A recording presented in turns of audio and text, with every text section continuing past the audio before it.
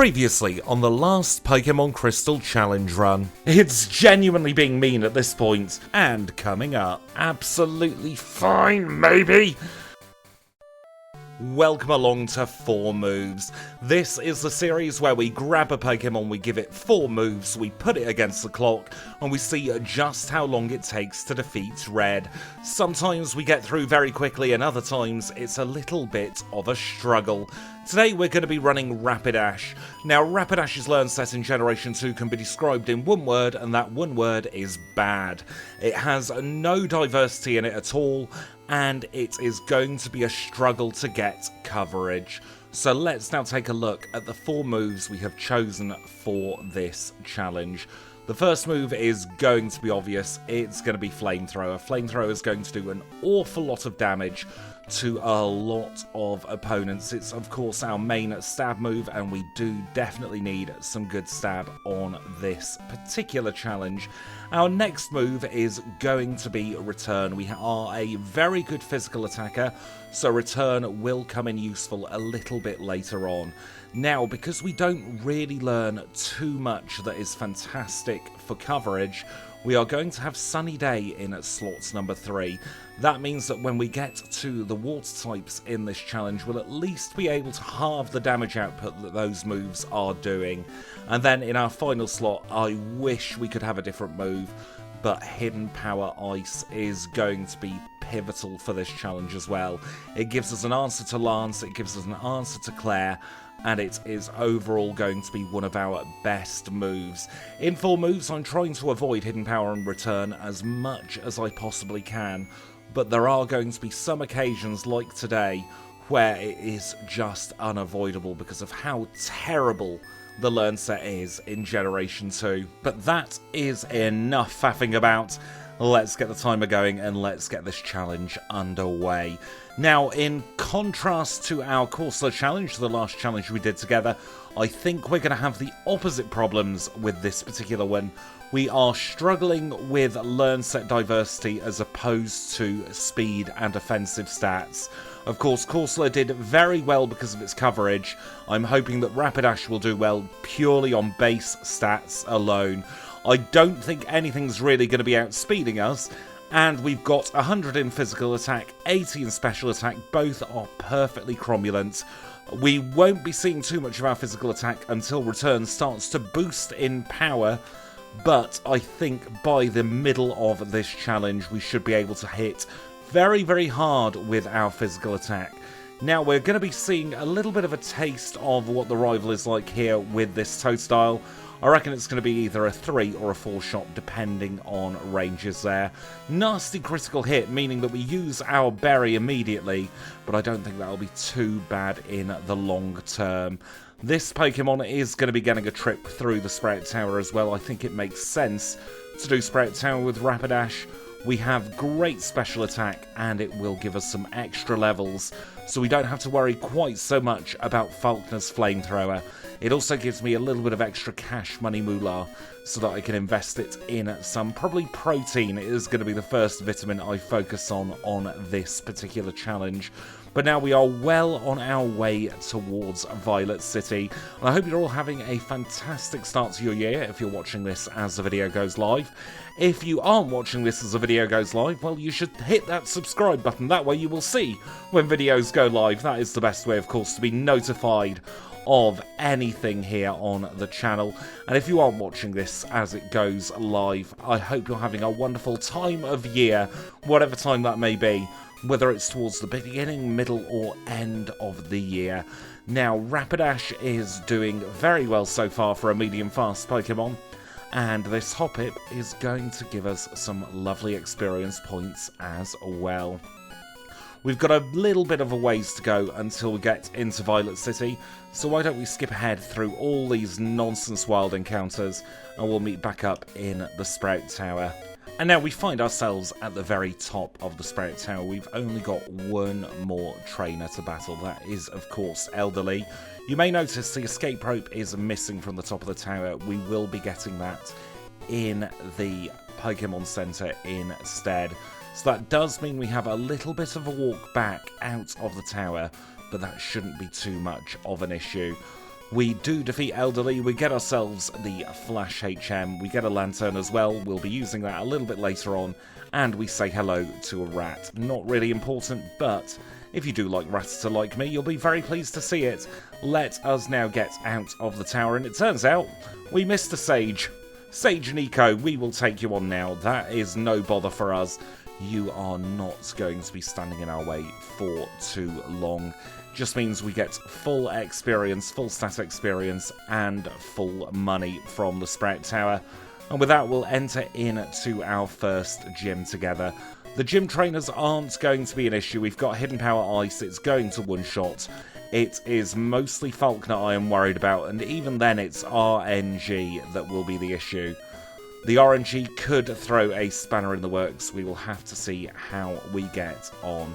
That is the Pidgey line down. Let us now take on Falkner. He is our first gym leader together today. A flying type specialist leads with Pidgey.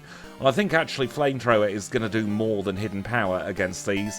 And it's 2 one-shots. I reckon that was courtesy of the levels we got in the Sprout Tower. But that does mean we get our first badge in 5 minutes and 57 seconds. And we now get that call from Elm. We'll enter into the Pokemon Center so that we can do a quick cursory PowerPoint heal.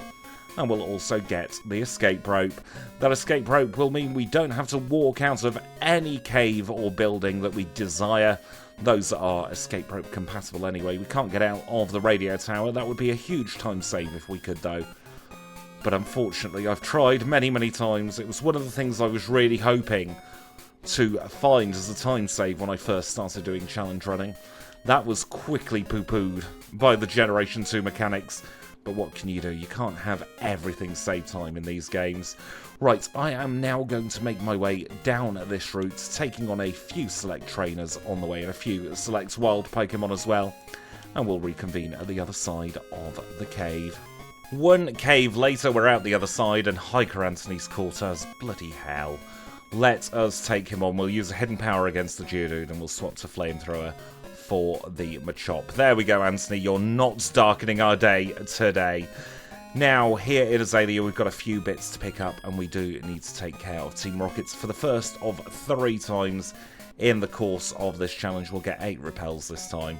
We'll do a very quick heal in the Pokemon Center, and we'll have a chat with Kurt. Now, while I was going through the cave, I was having a little think about the videos that we've got coming up. And I really am having fun creating the videos, but I'm not going to lie to you, I hate editing videos. It really is the bane of my existence on this channel. I've spoken actually in great length to a few content creator friends, and there really are 2 camps of content creators.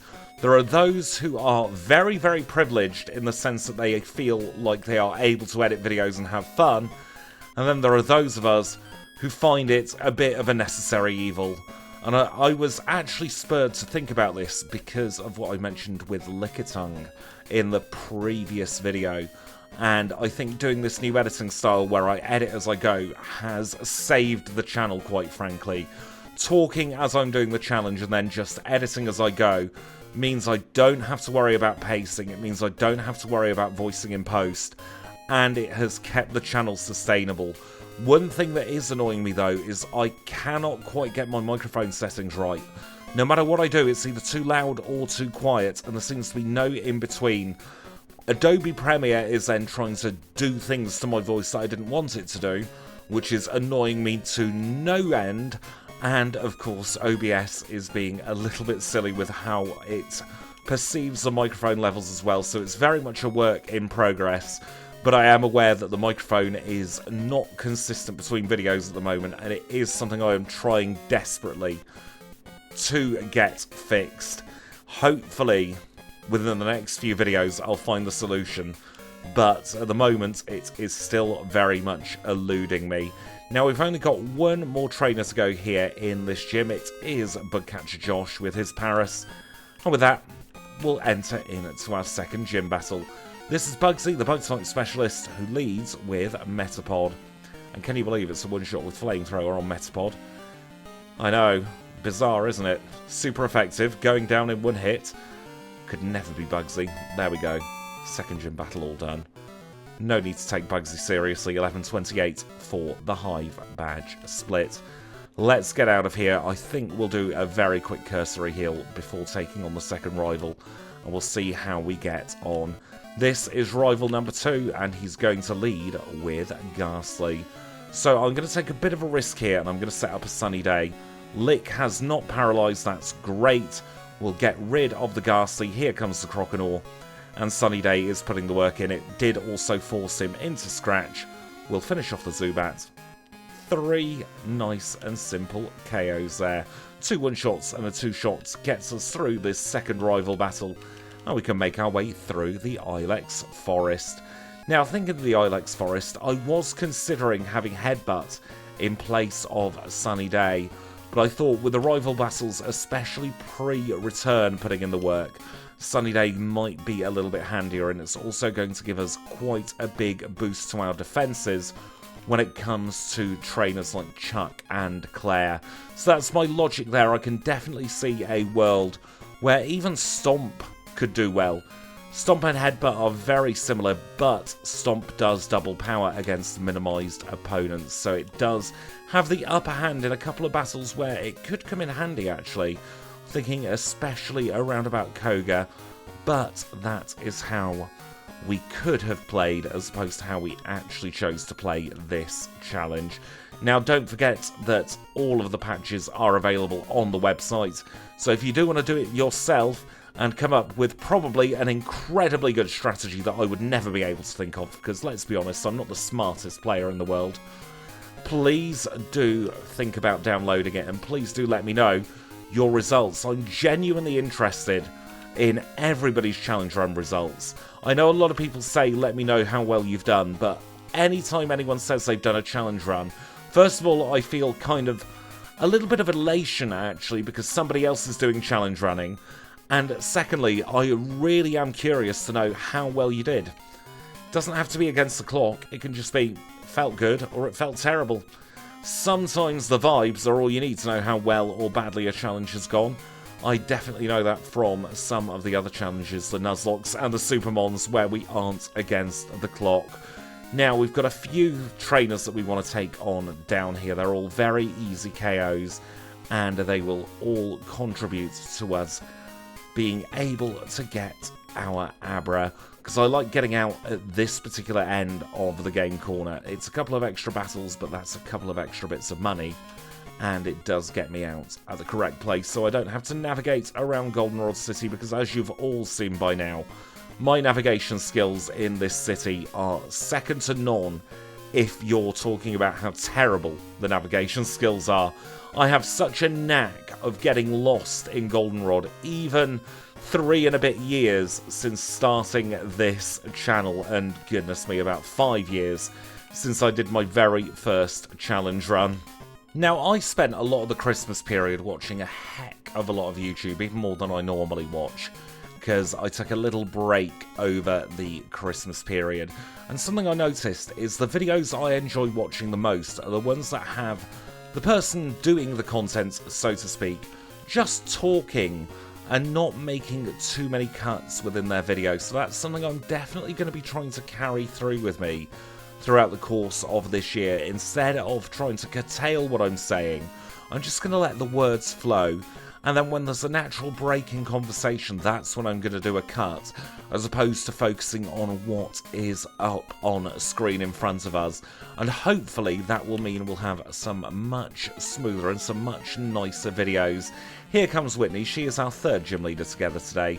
She is a normal type specialist, leads with Clefairy, setting up the sun just on the off chance we can one-shot the Miltank, which we can. Nice. I am so happy about that. Let us get that plain badge from Whitney. The cow didn't know what hit her there, and neither did the Miltank. Time of 16 minutes and 45 seconds for the plain badge. I've used that joke about 4 times on the channel in the last 3 years, and it never gets old to me. It's bad when you make yourself chuckle, but I'm in a very, very good mood this morning. I'm recording this on the same day as the course of the challenge, by the way. It's currently around about 12 noon as I'm recording this one. 12:03, in fact. So it is a good recording day today. Had a little bit of a break for a sausage sandwich as well, so I'm feeling very stuffed to the brim. Now, just like with the Crystal challenge, we're going to go straight to Olivine City here. There's absolutely no sense at all in lingering around in Ecruteak, and once again I forget to put the repel on, but it doesn't really matter too much. Taking on Norman so I can get a rough idea of how good our physical attack is without having to look at numbers. 2-shot on that Slowpoke. How about this one? Possibly a 3-shot. That's fine. Don't really need to worry about our health for the rest of this journey. However, we do need to worry about the Minceberry and the Nugget. Now, we are going to be skipping the Sailor, who is just down below the ledges. So, in return, we're going to take on both Derek and Ruth. We'll reunite the married couple today as they look into the Moo Moo farm. That is both Pikachu done, of course. If we were a slow Pokemon, we'd be happy about the Steed Stat experience there. But we are already very, very fast as it is. Now here in Olivine, I always pick up exactly 12 Super Repels. Don't know why I do 12. We are very much overbuying there, but that does give me a little bit of leeway if I decide to change routing on the fly. I always pick up Strength there as well because I've been burnt too many times trying to get back to Jim. I don't know who Jim is. Trying to get to Chuck and then realising I'd completely forgotten the Strength HM. Let us now take care of the Noctowl and we'll start ascending the Lighthouse. Now, the Lighthouse is not the kindest place for Rapidash. There are a lot of water types in this Lighthouse, and we have taken a fair whack of damage. I'm just very glad that a lot of the trainers aren't using their strongest moves against us. We aren't particularly strong defensively compared to a lot of Pokemon we've run recently, so we are going to have to be a little bit careful with our HP as we go through the course of this challenge. Now, I'm not going to pick up any of the extras in the Lighthouse on this particular occasion. We did do Sprout Tower, and that's where we've got our extra cash money moolah for this one. Making sure to dodge that Sailor there, he could be pretty nasty for us. And I think much like with Corsola, I'm going to go into the Kimono Girls Dance Theatre first and foremost. And I'm going to take on all of these because these should be a big emphasis on should be a fairly simple set of battles, and it will give us that little bit of extra leverage, that little bit of extra leeway in order to take on the third rival battle. I actually think Rival 2 and Rival 3 are the hardest of all of the rival battles. I mean, none of them is particularly difficult, but if you're going to get unstuck, it's in those middle two. By the time we get to Rival 4, we are generally over-leveled enough where it doesn't really matter what he does. We shouldn't be going down unless we're running a particularly weak Pokemon. Some Pokemon, like Parasect for instance, in the Supermon challenge will have a tough time because it's got a quad weakness to the rival, but most, even with a 2x weakness to the rival's main type, shouldn't be in too much danger.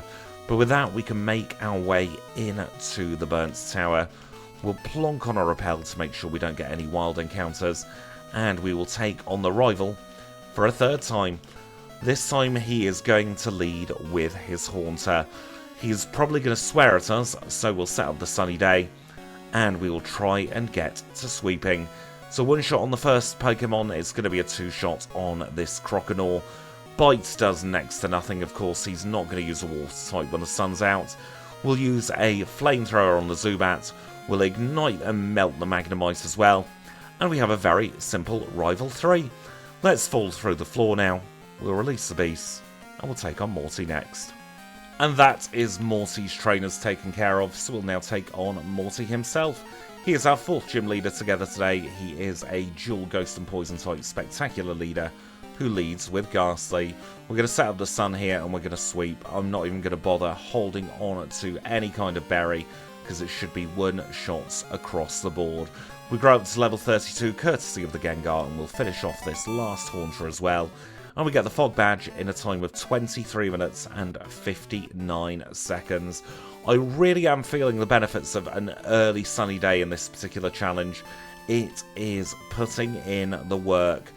I tell you what else is putting in the work, all of our moves. We are out of flamethrower, so let's use an ether there, and we'll make our way towards the lake. Here at the lake, of course, we are going to take on the red Gyarados. This might be a little bit dangerous, actually, taking it on now. We shall have to see what does return do. Quite a bit. That's not too bad. Thrash hits us very hard, though.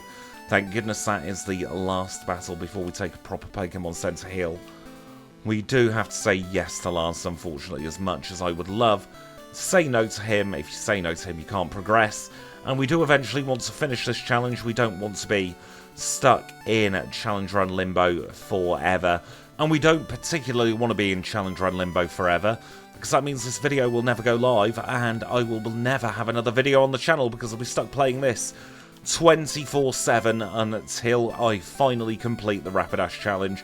I've got to be honest, I've forgotten the start of that sentence by now, so let's just keep on moving on. Sometimes I don't know what goes through my brain when I'm doing challenge runs, but I like keeping this kind of nonsense in from time to time, because that's just pretty much how my brain works all the time while I am doing challenge runnings. It's just quite often I cut out a lot of the stuff that doesn't make that much sense. Let us now make our way on to Cyanwood City. We'll get the secret potion from the man in the dodgy shop, and now this will be a very easy time through the gym trainers. It really is only Chuck I am worried about. We're able to two-shot the Hitmonlee. We'll probably two-shot this Hitmonchan as well, and we'll skip ahead to the Chuck battle. That is Chuck's gym trainers all defeated. Let us now hold on to the Minceberry for the Chuck battle. We'll see how we get on. He is our 5th gym leader together today. Fighting type specialist who also has a water type. He leads with Primeape. We'll get a sunny day as he uses Leah. We should be able to one-shot with Flamethrower, and here comes the Poliwrath. He goes for Hypnosis and he misses turn 1. He misses turn 2, didn't need to hold on to the berry after all. And we get a very lucky escape there. 28 minutes and 32 seconds for our Storm badge. That means we'll have a little chat with Chuck's wife now. We'll get ourselves the air balloon. But before I do my thing where I pick up all the bits and pieces, I reckon, you know, we should be absolutely fine taking on Jasmine next. So we will do that right about now. And the first thing we need to do is climb back up this bloody lighthouse. Thinking about climbing this lighthouse, could somebody in the comments please remind me to code in a step counter for our challenge runs? I've been meaning to put it in kind of in the background for challenge run purposes for quite some time, but I've never gotten around to it, and I'll inevitably forget by the end of this video. But at least if I vocalised it in a video, one of you will hopefully be able to remind me. Let's now take on Jasmine. She is going to be our 6th leader together today. A Steel type specialist who led with a Magnemite that went down. The Steelix is going to go down as well. We grow to 36, and the second Magnemite is going to be a one-shot. Unnecessary crit there, wasting a bit of time with the text box, but we do get through and obtain the mineral badge in 29 minutes and 45 seconds. That does now mean I've got a few bits and pieces that I need to pick up here in the Johto region, so we will meet back up when we are in Mahogany. And so here we are in Mahogany Town. We've got the rockets to deal with, unfortunately, and I'm not going to make you sit through all of them.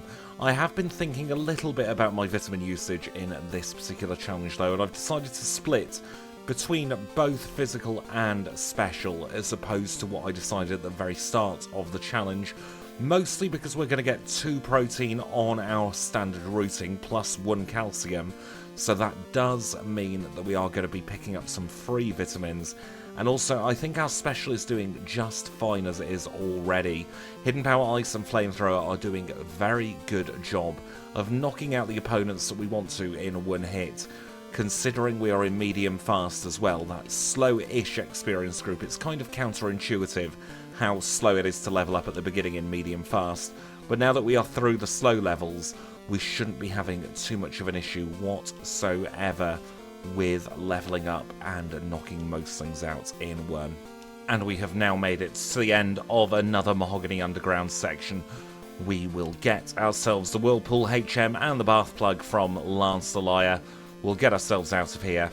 and we'll do a very quick PP heal before taking on our next gym together. Our next gym is going to be Pryce's Ice-type gym.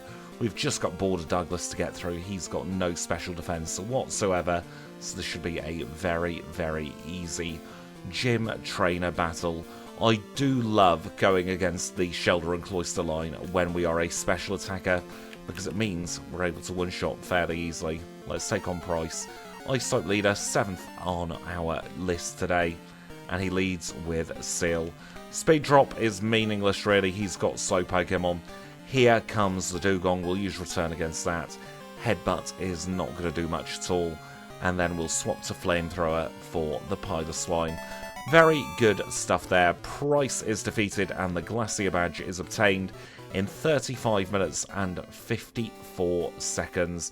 That means we get the dreaded call from Elm. We're going to ignore it for now though, and we're going to head towards the ice path, where I'm sure our Rapidash won't be too happy about travelling through it, but we do need to pick up a few bits and pieces in preparation for taking on that nasty rocket section that is screaming at us at the moment, waiting to be done. So the longer we can put it off, the better.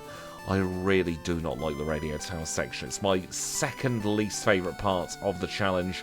My least favourite part is Nugget Bridge, but having an excuse to just have a little bit of a waffle through Nugget Bridge is definitely making it much more tolerable, and it's something I want to try and do on the streams as well. Now, at the time of recording, the next stream should be tomorrow, but I do also want to get Lickitung done tomorrow, so we'll have to see whether I do go live tomorrow.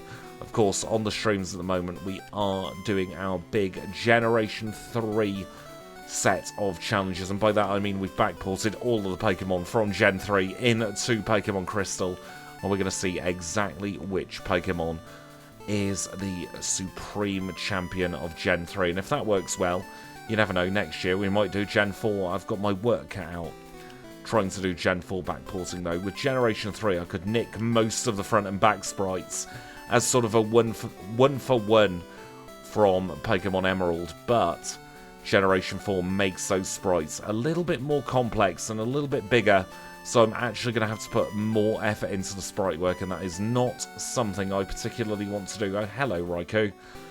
Not really what we're after seeing when we're against the clock, I've got to be honest, but we did do a bit of damage against it. You never know. If it comes up a couple more times, we might get a free bit of experience. And now that we're in Goldenrod, we do have to take on the 4th and penultimate rival battle. I wish we didn't have to, it's a waste of time, but the game forces us into doing it. Let us now take him on. He leads with Golbat. We're going to set up a Sunny Day. Confuse Ray's annoying there, but hopefully we won't hit ourselves in confusion. Up second is the Feraligatr. We hit Flamethrower, he goes for Bite. We don't hit ourselves again, and we're through the dangerous Pokemon in this battle. Confusion has ended, so we should have a free ride through to the very end now. We say goodbye to the Magnemite, and we say goodbye to the Sneasel as well. That is that rival all defeated, and we can move on through the rockets even further. Now, I do just want to mention I am aware that the timer isn't showing and updating quite as often as it should do on the overlay.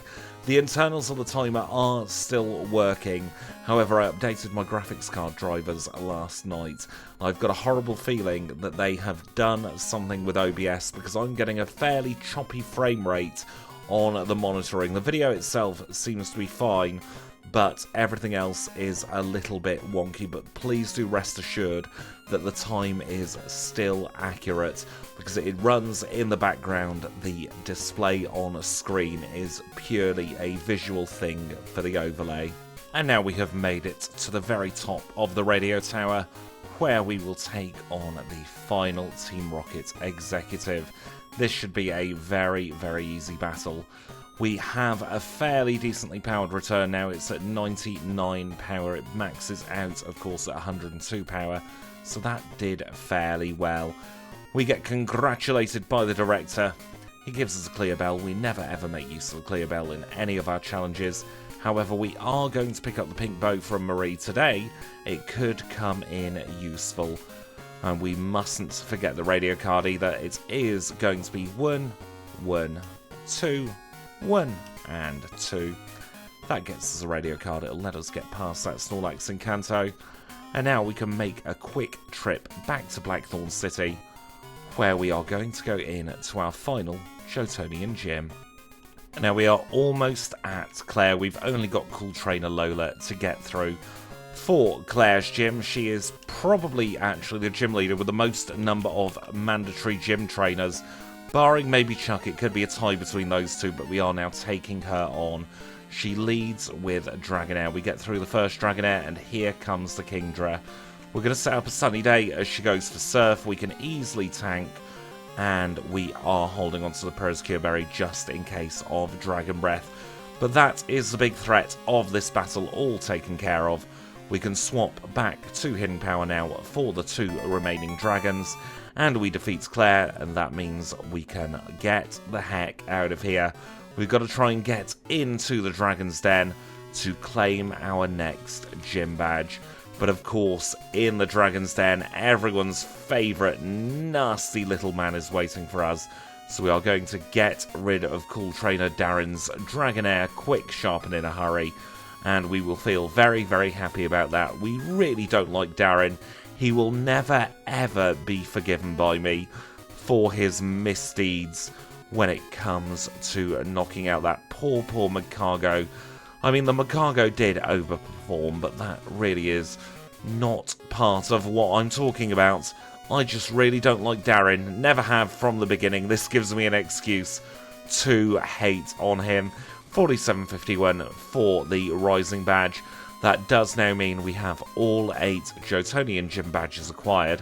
We can start making our way towards Victory Road. And now we are well on our way towards Victory Road. I did go back in Johto and picked up a couple of extra items that I thought could be handy. For our trip in the Pokemon League, I've picked up an extra Bitterberry so that we'll have 2 for this particular challenge, and we will pick up this Max Elixir en route. I've also gone and grabbed the 2 optional Johtonian rare candies that we don't normally pick up, just because I was going to be using a repel to get the Bitterberry, so I thought I might as well kill 2 flies with 1 hit. We'll grab the HP up this time, unlike the last challenge where we did forget it, and now we have 1 last rival battle to contend with. This time he's going to lead with Sneasel. We'll set up a Sunny Day against the Sneasel as he does a whole 1 HP of damage. We'll use a Flamethrower, and then we'll use Flamethrower again against the Feraligatr. He hasn't hit us with a single Water-type move this entire challenge because of Sunny Day. I think Weather is a little bit underrated actually in Generation 2.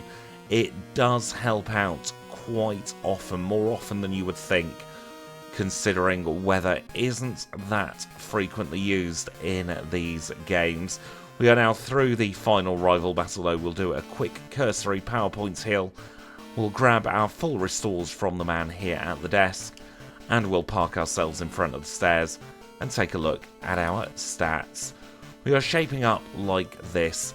Level 51 with 157 HP, holding the King's Rock, we've not held that for a while, with Flamethrower, Return, Sunny Day and Hidden Power. Those are the 4 moves we chose at the start of the challenge.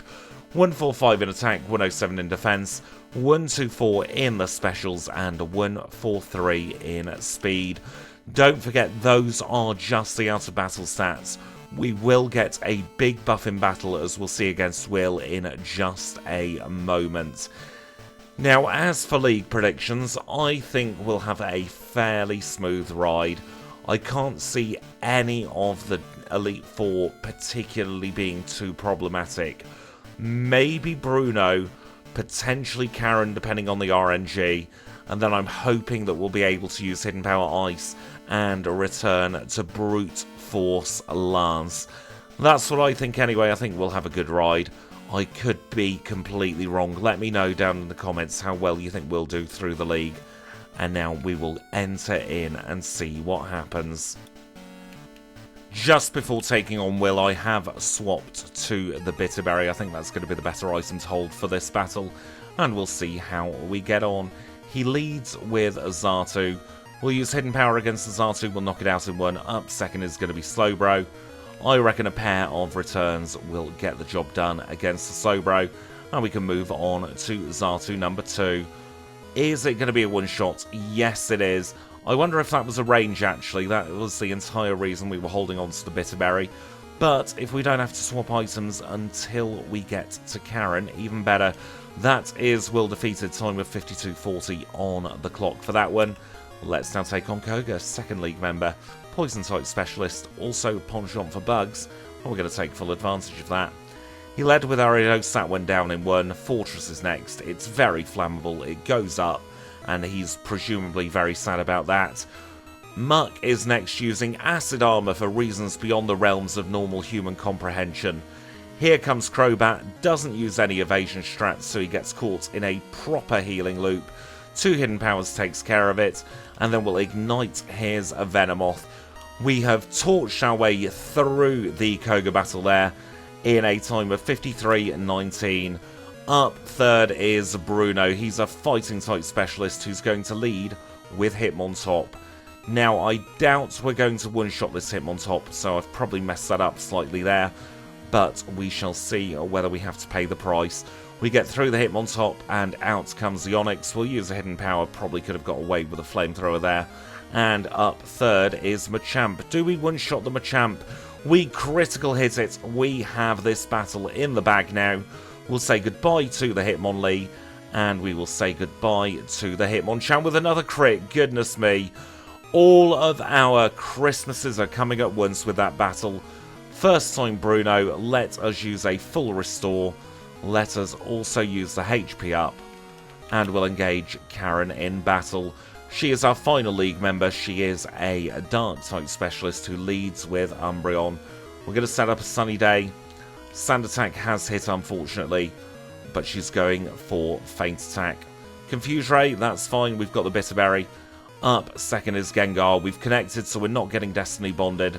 That is one of the big threats of this battle down. Murkrow's completely harmless, quite honestly. Houndoom, probably going to be a 2-shot, but she can't hit us that hard back. She's getting caught in a healing loop now. As long as we connect, we'll be absolutely fine, maybe. There we go, we're through the Houndoom. Please hit the Vileplume. Yes, we are getting first time Karen. I don't know what happened to my voice there, but we will leave it as it is. Let us heal up now for Lance the Liar. We'll use an elixir as well, and do we want to hold on to anything? Possibly. Let us hold on to the Never Melt Ice, just in case, and we'll take him on. Lance is, of course, the Liar with the Flyers. He is a final obstacle between us and the Hall of Fame, and he leads with Gyarados. Rain Dance absolutely meaningless in this battle. We aren't particularly going to be worried about using any fire-type moves. All of his Pokemon do, at least in some part, resist the fire-type, I do believe. So it is purely meaningless. He's only got water-type moves on his Gyarados. We are through the pair of Dragonites now.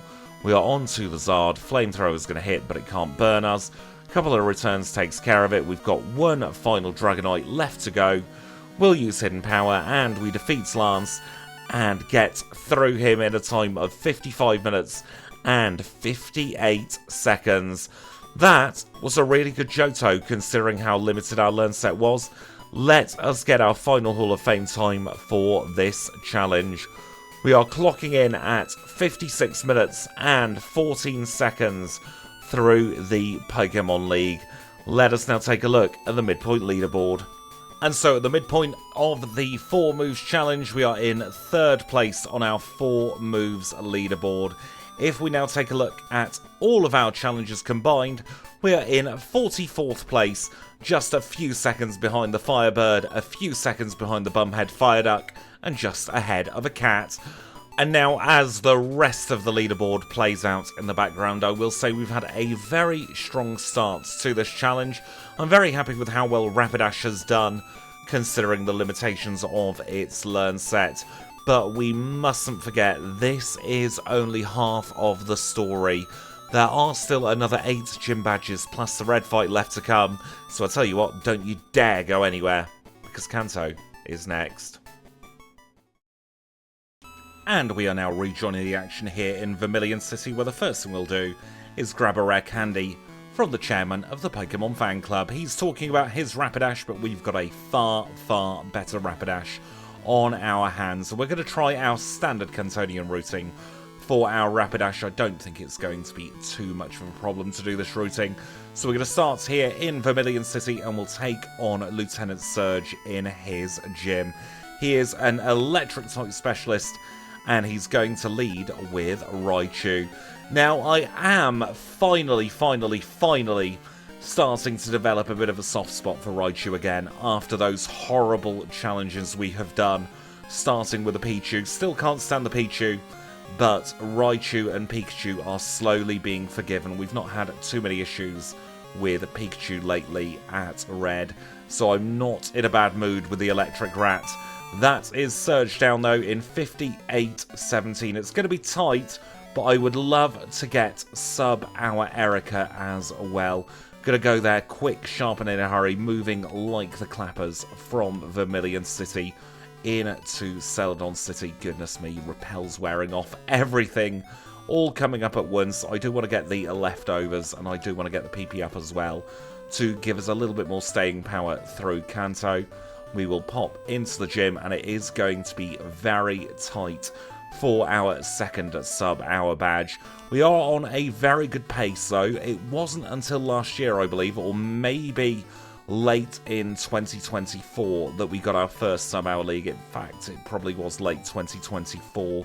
So to be considering getting 2 Kanto gym badges within the hour is remarkable for me. I'm not the fastest runner through Pokémon Crystal.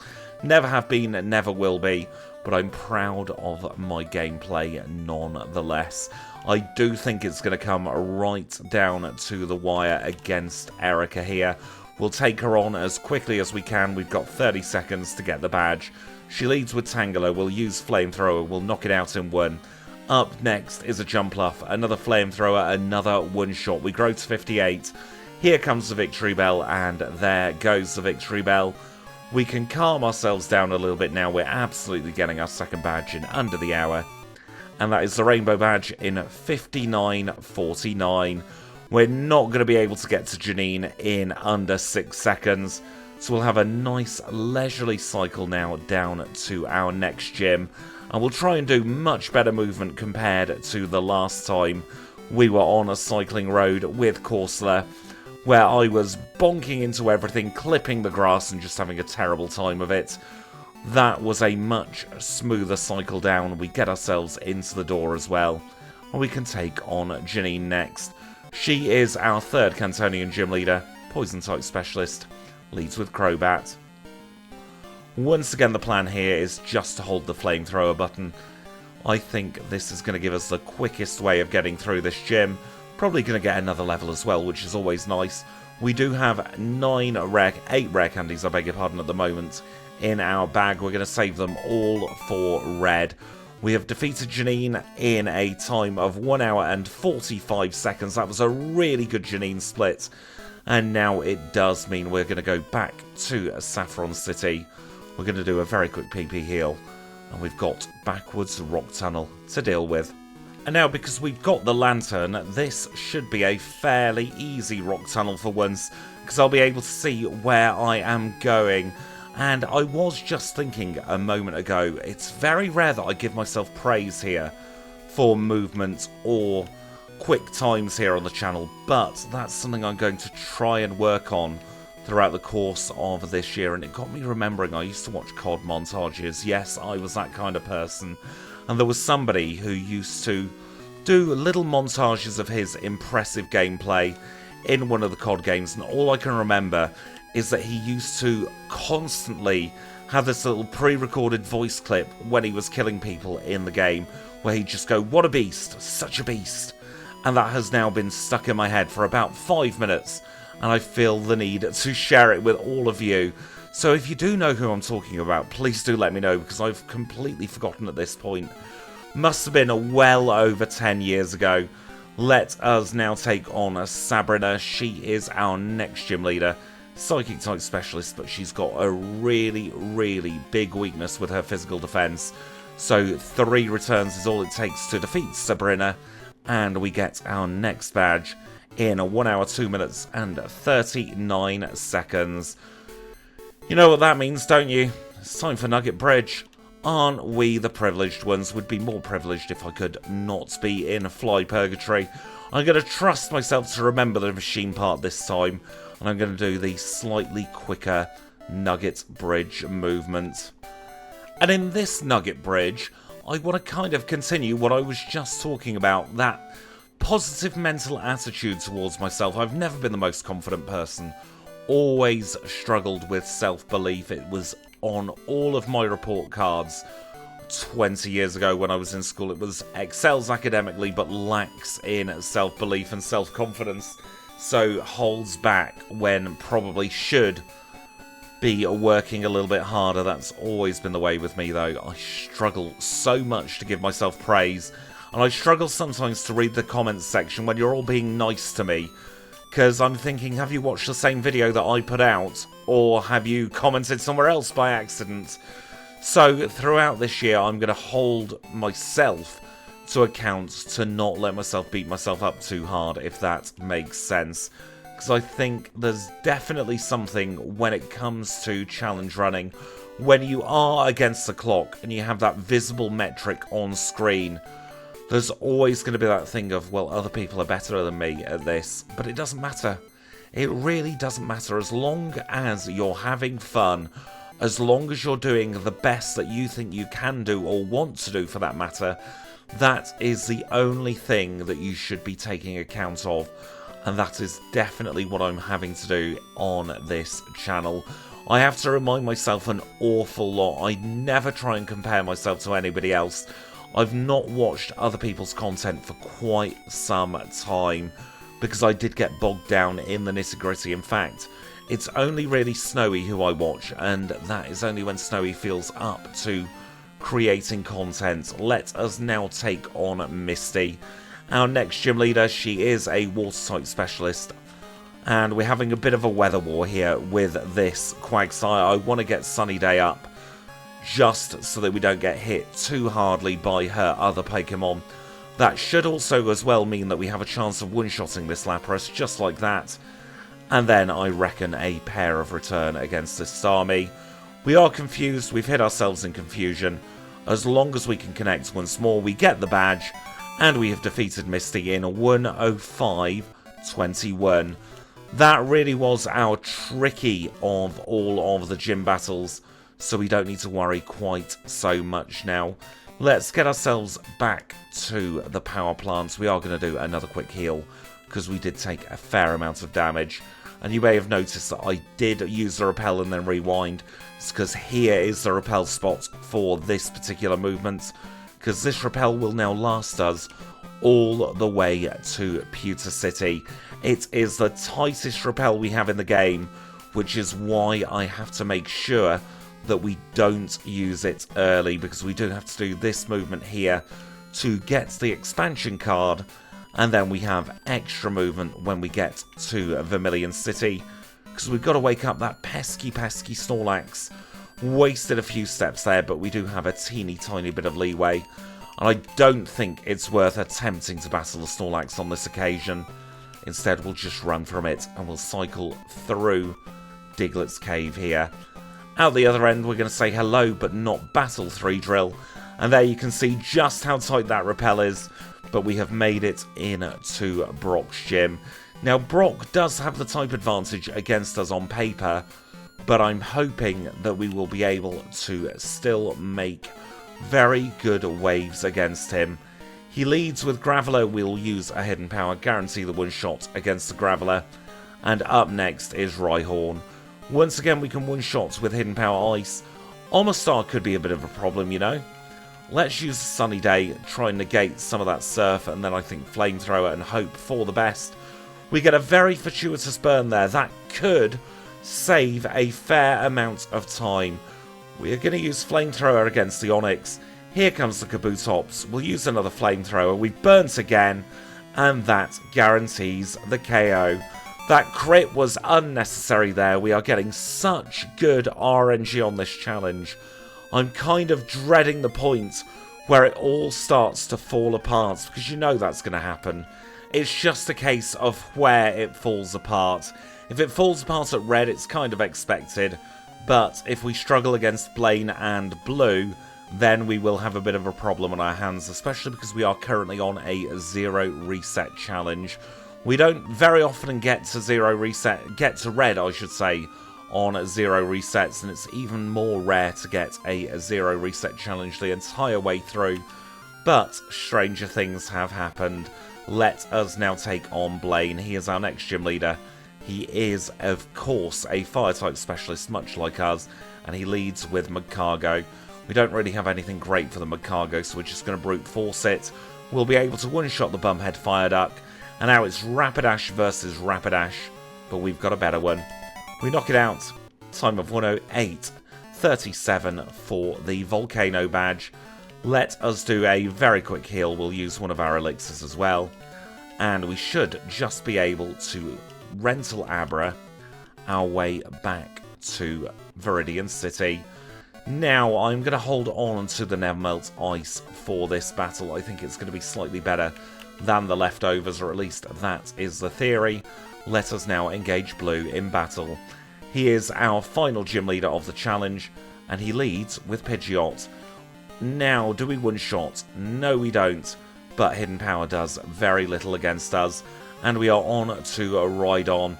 Do we one-shot this? Yes, we do, with another critical hit as we grow up to 63. Here comes Gyarados. We're going to use a return. He's gone for Rain Dance, and he should now be healing Looping.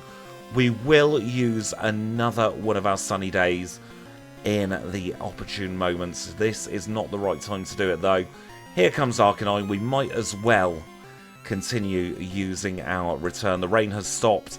That crit was a little bit scary, but it shouldn't change the outcome of this battle, because we can one-shot the Executor, and we defeat Blue in a time of 1 hour, 9 minutes, and 52 seconds overall. That means we have all of our gym badges acquired. Let us now use a Max Elixir and a Max Potion. We will get ourselves over to Pallet Town, where we'll have a little chat with Professor Oak. We will show him our Rapidash and say that's the only Pokemon we've got. We don't really care about the Pokedex, mate. And we will now stick on a Super Repel. Goodness me, my bag is an absolute hot mess today. And we'll fly back to Viridian, take care of the hardest ledge in the game. And that does now mean we are in go mode. We shall go like the clappers, because our next battle is going to be our final battle for the challenge. Once again, I will double check the amount of experience points we have, just to see if we do need to do a quick cheeky battle against something. Yes, I think it is probably a good idea to do that once again in this particular challenge. It is going to waste a little bit of time, but an extra level could make all of the difference. And where we've got Tangela here, it should only be 1 or 2 battles, maybe 3, if we get a low-leveled one just like that. Oh, that is very, very mean, but 3 Tangela in a row means we get up to 63. We'll start making our way through Silver Cave, stick on the final Max Repel of the challenge. We'll use the Lantern, and now I don't have to worry about doing the movement in the dark, which is a huge relief, because this is one of the stressful places of the challenge. Let us park ourselves in front of red. I will use all 10 rare candies, and then we'll see how we get on. So the candies are in, the leftovers are on, and I have used a PP up on Sunny Day. Let us now engage red in battle, and we'll see exactly how we fare. He leads with Pikachu. We're going to use a flamethrower on the Pikachu, and we'll knock it out in 1. I'm assuming that I'm assuming that Blastoise is next. But no, Espeon is second on this occasion. We are going to take a fair chunk of damage from Psychic, unfortunately, but we knock it out in 2. Here comes the Blastoise.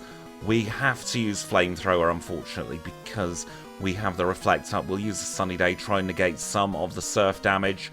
And the Reflect has faded. Let us use a Return. He's gone for Rain Dance. That means we can knock it out.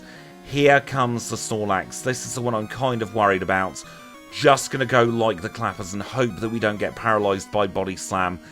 We did in fact get paralysed by Body Slam. Let us take a reset and we will try once more. I think we have the strat nailed down. It's just a case of getting it all to work. I'm going to try return actually against this Peskeon. See if we can get through without taking any damage. Now, what do we do against this? I think turn 1 Flamethrower because he's going to go for Rain Dance. We've burnt the Blastoise. That's a nice little bonus. We'll use Sunny Day. Negate some of the damage from the Surf once more. And then we'll go to the Flamethrower because we do have the Reflect up. The Reflect has faded. And we are back on to the Snorlax. Let's use Return. Let's hope that this time we don't get paralysed. We haven't. We are through the Snorlax in 3 shots. Charizard is next. And I think we're just going to have to brute force this one as well. 2 shots takes care of it. We only have the Venusaur left to go. There's nothing Red can do at this point. We grow to level 75 and we defeat Red in 1 hour, 13 minutes and 58 seconds. Let's take a look at the final leaderboards for this challenge. And at the end of this challenge, we are in 2nd place on our 4 moves leaderboard, just ahead of the Beedrill and behind Octillery.